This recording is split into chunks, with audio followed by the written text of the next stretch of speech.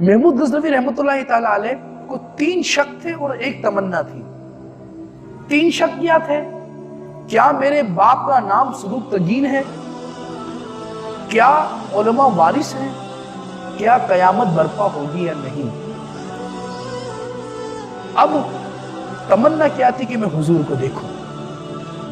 محمود غزنوی رحمتہ اللہ علیہ ایک بار فانوس لے کر اپنے دربار سے باہر نکلے تو ایک طالب علم کو دیکھا۔ وہ طالب علم روشنی میں جا کر پڑھتا، اندھیرے میں آ کر اس کو دہراتا۔ تو آپ نے سوچا کہ اس فانوس کی مجھ سے زیادہ ضرورت اس طالب علم کو ہے، تو آپ نے وہ فانوس اس طالب علم کو دے دیا۔ اب جیسے ہی آپ نے فانوس دیا، آپ کی تمنا پوری ہو گئی۔ پیارے آقا صلی اللہ علیہ وسلم نے آپ کو اپنا دیدار کرایا۔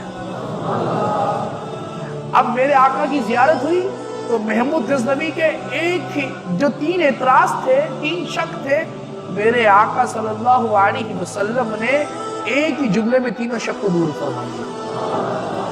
میرے آقا نے کیا فرمایا؟ اے صدوق تگین کے بیٹے، اے میرے وارث کی مدد کرنے والے، اللہ قیامت میں تیری مدد کرے۔ کتنے پیارے انداز میں میرے آقا نے فرما دیا، یعنی کہ قیامت بھی برپا ہوگی۔ اور قیامت برپا ہونے کا مقصد کیا ہے؟ بھائی جب قبر میں 3 سوال بندہ جواب دے دے تو اس کو ٹکٹ مل جاتا ہے کہ وہ آگے جا سکتا ہے، اور 3 سوال کے جواب اگر نہ دے تو بندہ فیل ہو گیا۔